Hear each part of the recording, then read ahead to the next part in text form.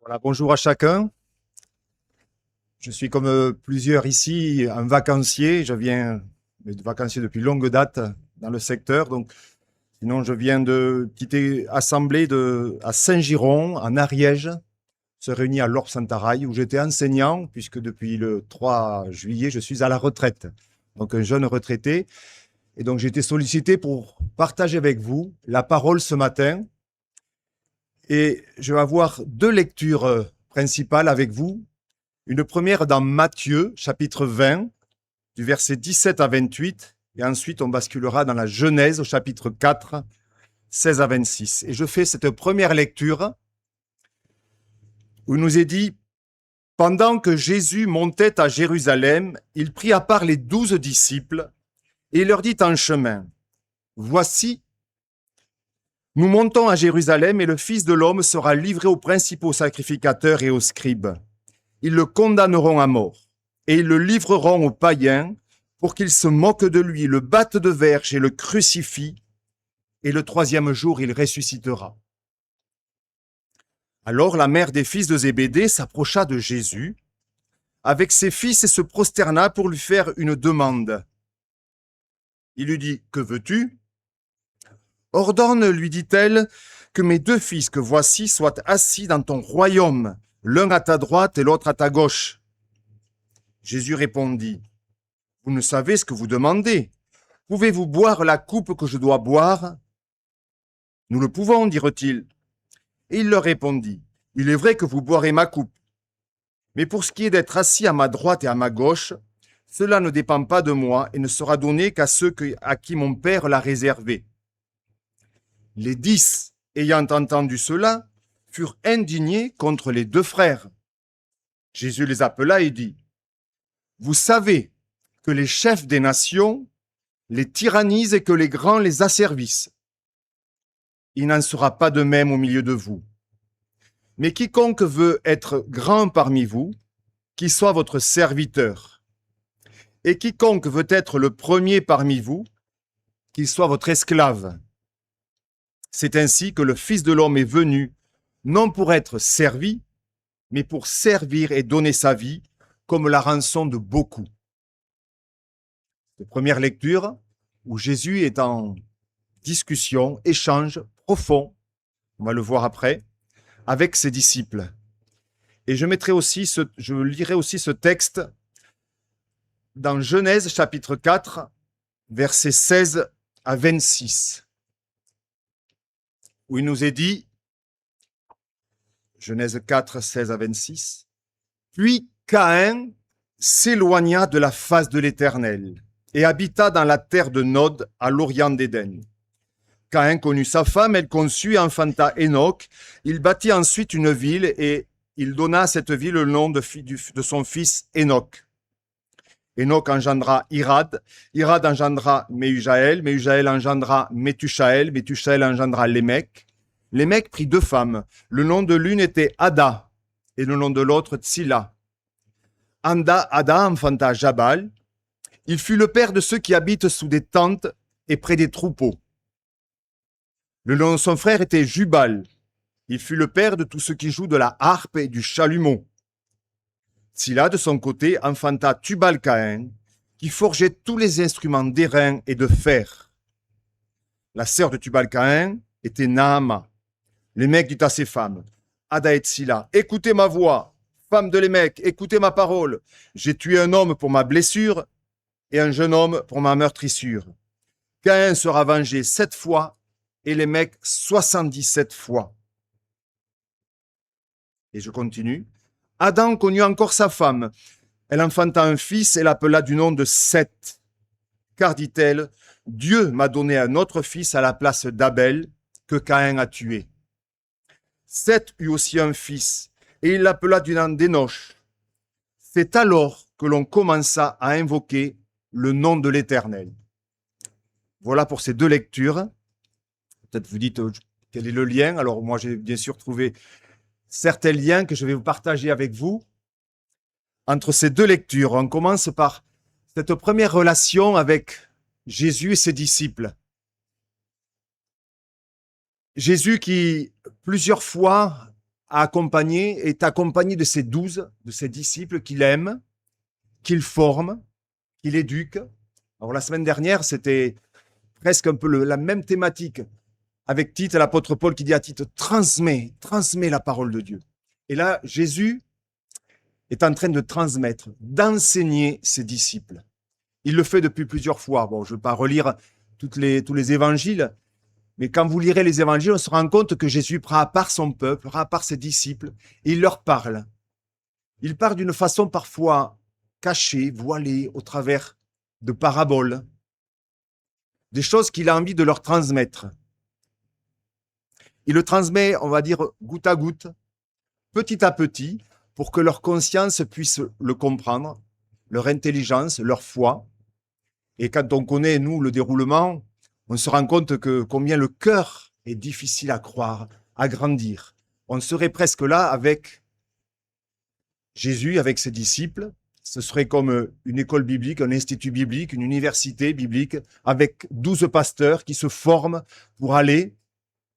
Et même ces pasteurs-là, on pourrait dire, ces gens qui sont proches de Jésus, on se rend compte de leur faiblesse humaine, de leur tendance humaine à regarder vers le bas.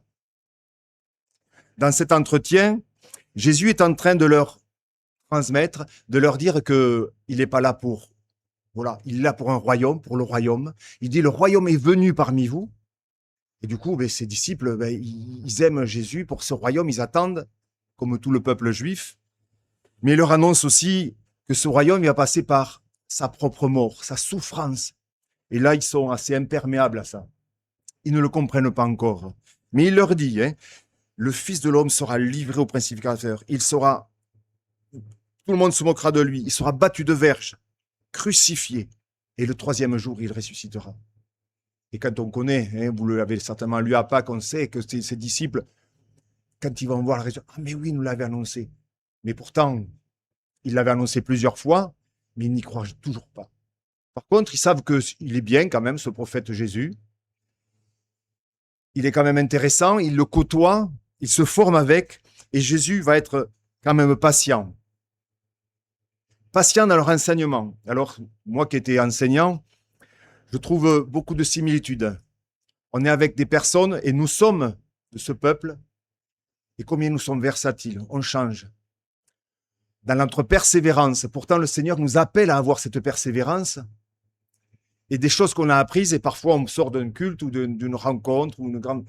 On se dit, ah là, maintenant Seigneur, tu m'as tellement boosté, là j'en ai... Et puis 15 jours après, on a presque une sorte de doute, on est presque affadi. On se dit, mais Seigneur, c'est pas possible. Combien nous sommes faibles aussi, nous, dans notre cheminement. Et Jésus est patient avec eux.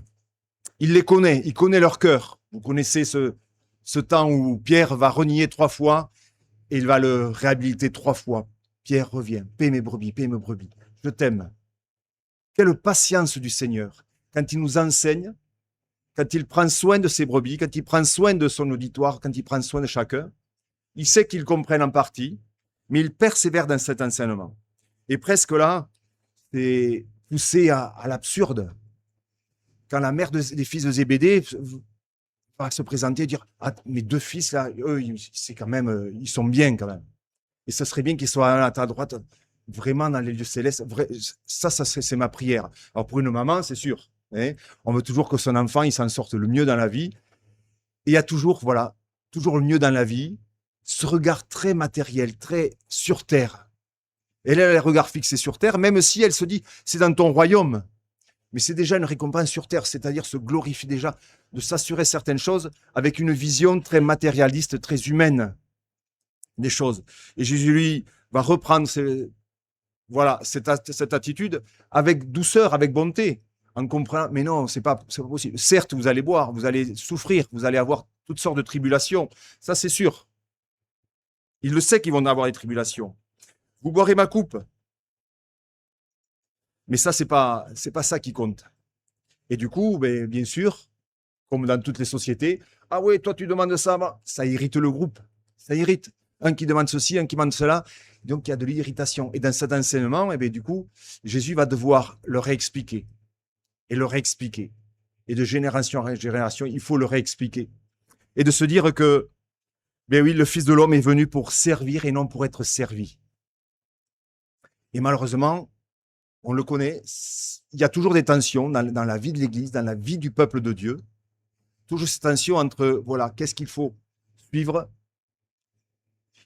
Et dès qu'il y a une responsabilité, parfois, le cœur de l'humain va se gonfler d'égoïsme, se dire, moi, je suis quand même plus important devant Dieu, d'oublier qu'on est tous au bénéfice de la grâce.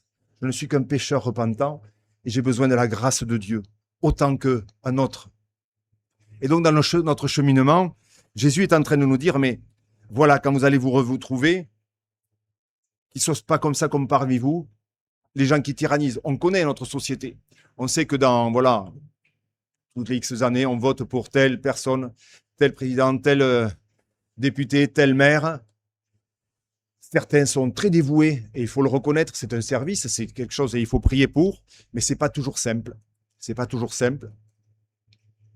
Et beaucoup veulent tyranniser. Et au bout d'un moment, même des personnes bien intentionnées, comme nous sommes bien intentionnés pour servir notre Seigneur, et on va glisser dans notre propre ego, notre vision, notre perspective très matérialiste et se dire, oui, alors, si je peux gagner un peu plus, il faut quand même que j'ai une place. Et tout ça, c'est toujours une vision très matérialiste, très humaine. Et notre Seigneur Jésus, lui, va dire, ne faites pas comme ça. Qu'il n'en soit pas de même parmi vous. Mais quiconque veut être grand parmi vous, qu'il soit votre serviteur. D'être ses serviteurs, serviteurs de Jésus-Christ. Alors, on sait, parfois, il y a des pasteurs qui sont des serviteurs de Dieu, et ça peut finir comme un véritable gourou au service de l'être humain. Sous prétexte de servir Dieu, ça peut être une dérive. Il faut en avoir conscience, mais pas pour toujours condamner les autres, mais pour soi-même, se dire, mais il peut y avoir une dérive pour moi-même. Dieu me confie, puis comme j'ai certaines compétences, capacités, je suis en train de m'enorgueillir, je deviens presque un gourou, je commence. Et ça, vraiment, c'est ce que le Seigneur montre du doigt, de dire qu'il en soit pas ainsi comme parmi vous, qui tyrannise, qui est à service. Et bien sûr que c'est pas ça que le Seigneur veut, mais que nous soyons à son service. À son service pour apporter ce que lui a prévu. Cet enseignement, et j'y reviens, c'est quelque chose d'important.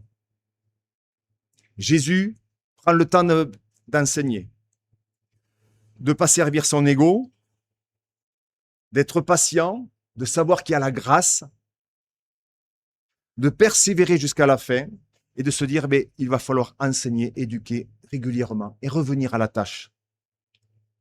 Nous connaissons peut-être ces versets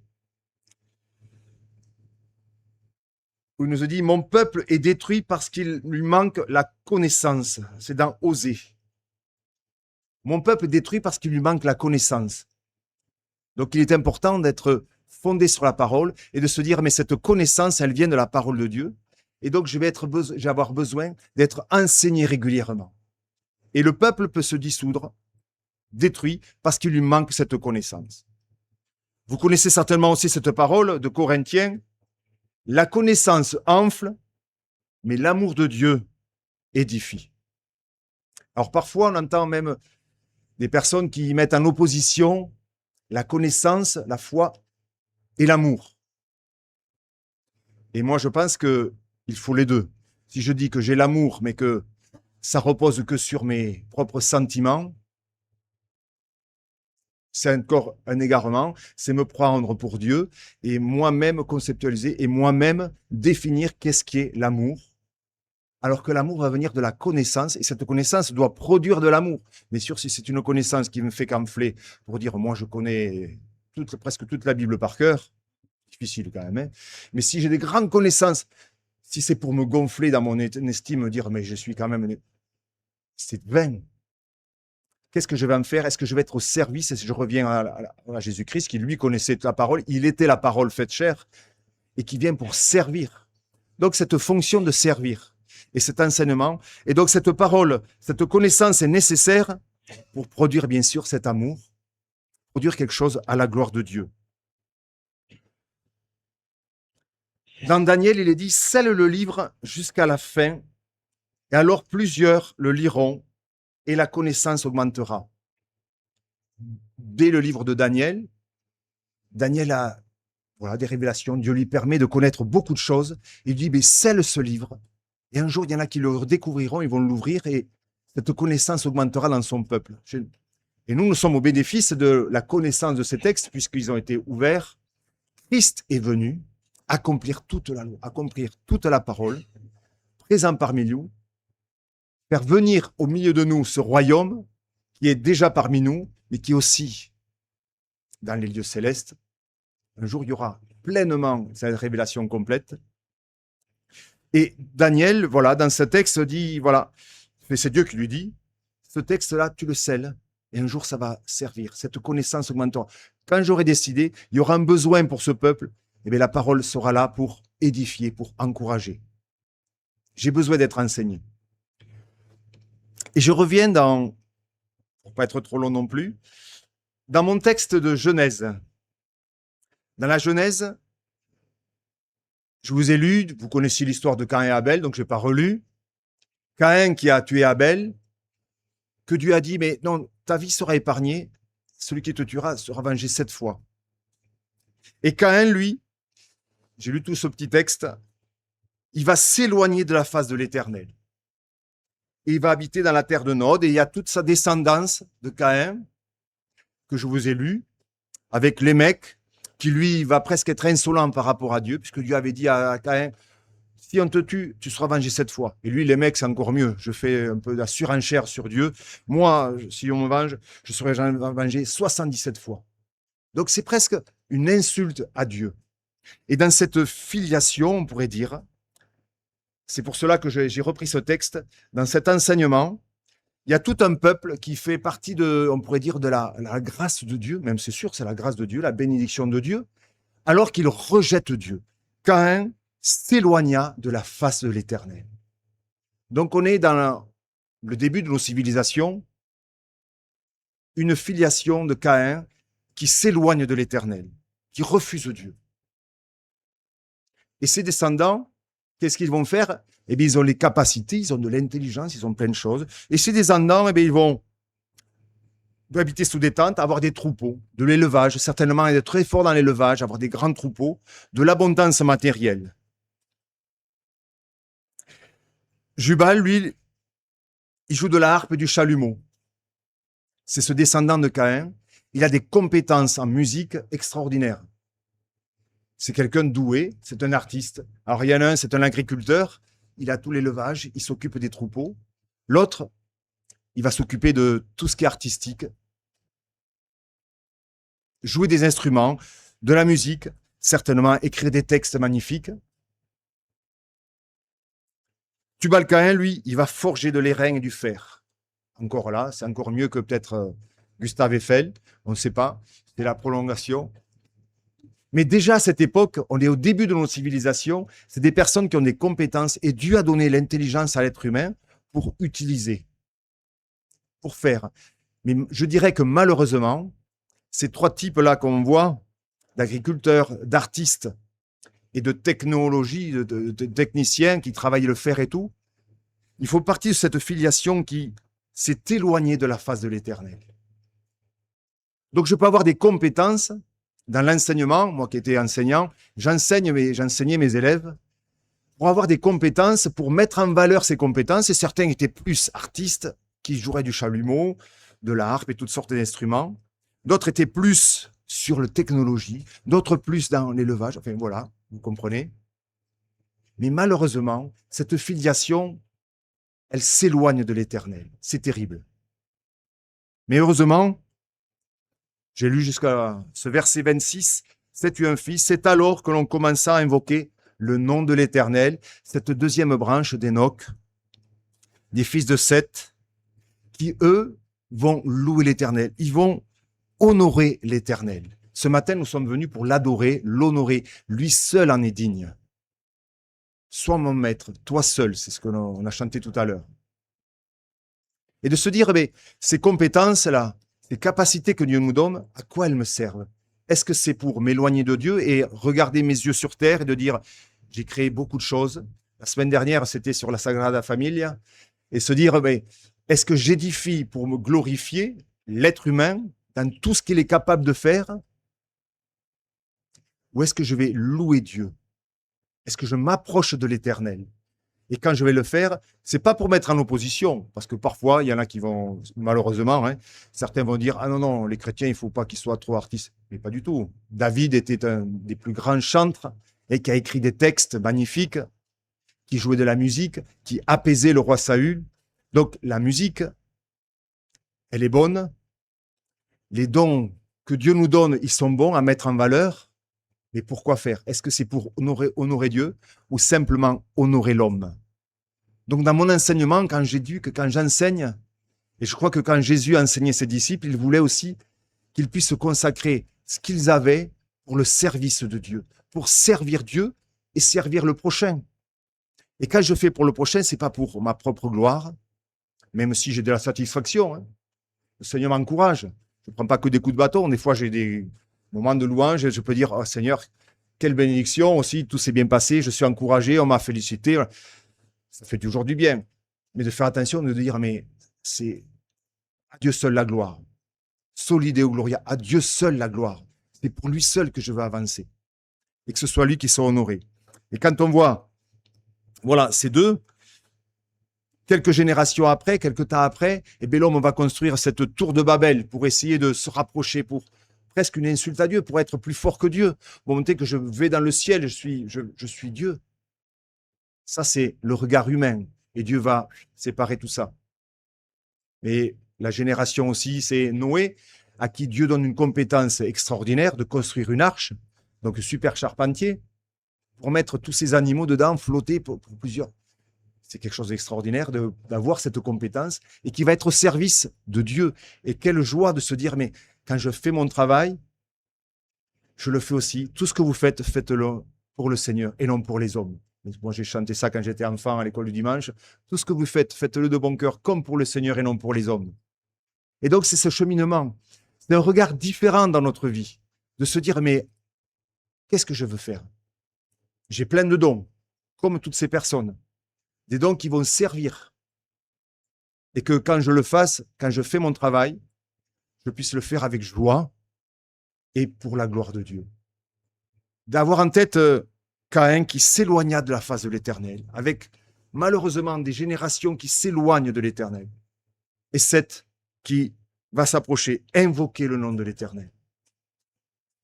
Alors, ce n'est pas un fil imperméable, une cloison imperméable, puisque le Seigneur nous a dit, allez par toutes les nations. Je veux que tous les hommes parviennent à la connaissance de la vérité. Donc, il y avait certes le peuple juif, mais si je vous encourage peut-être pour d'autres prédications à méditer combien la cloison était perméable. Déjà, dès l'Ancien Testament, de voir que Dieu pensait à toutes les nations, à la venue de Jésus-Christ.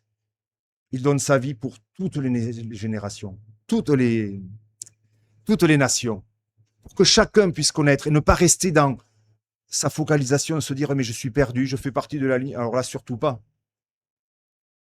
Et de dire « mais ceux-là, ils sont perdus ». Alors ça, ce serait un orgueil de nos propres jugements. Surtout pas. De se dire « mais moi, ma vocation », alors la semaine dernière, c'était fort, de dire « faites toutes les nations des disciples ». Donc ça va dans le même sens. De se dire, mais quelle est ma fonction pour honorer Dieu? Eh bien, cette cloison, je sais que malheureusement, la route, le chemin est large, spacieux est le chemin qui va vers la perdition. Beaucoup l'empruntent. Resserrer le chemin. Et c'est celui-là que je veux suivre.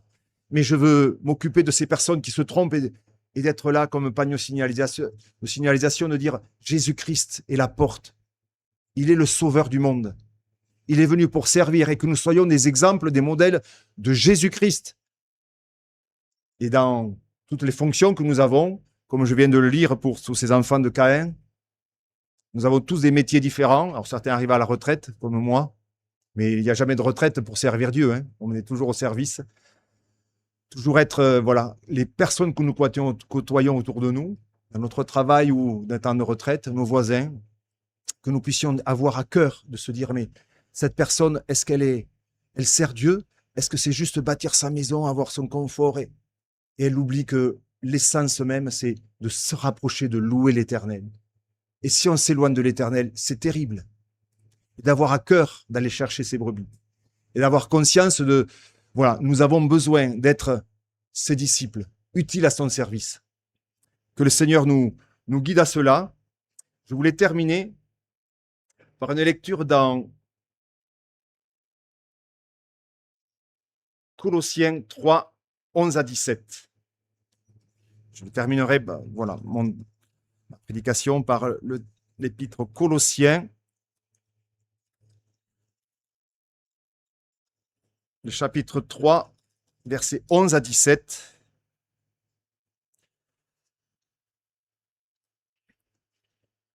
C'est encore un enseignement.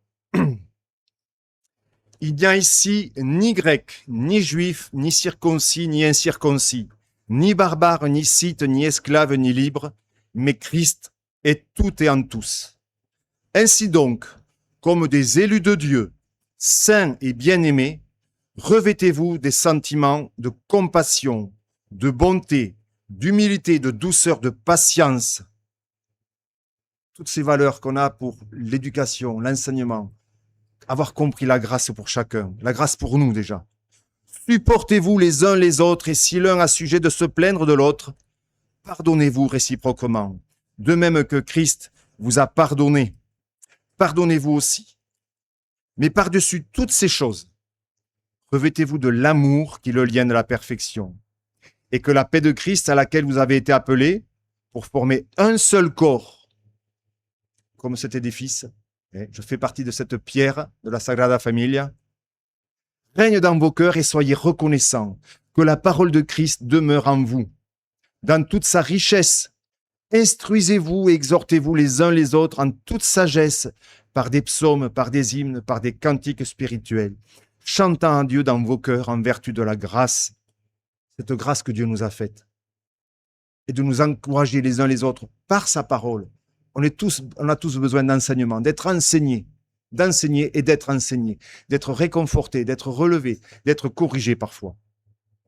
Et quoi que vous fassiez, en parole ou en œuvre, faites tout au nom du Seigneur Jésus, en rendant par lui des actions de grâce à Dieu le Père. À Dieu seul la gloire. Je vous invite à la prière.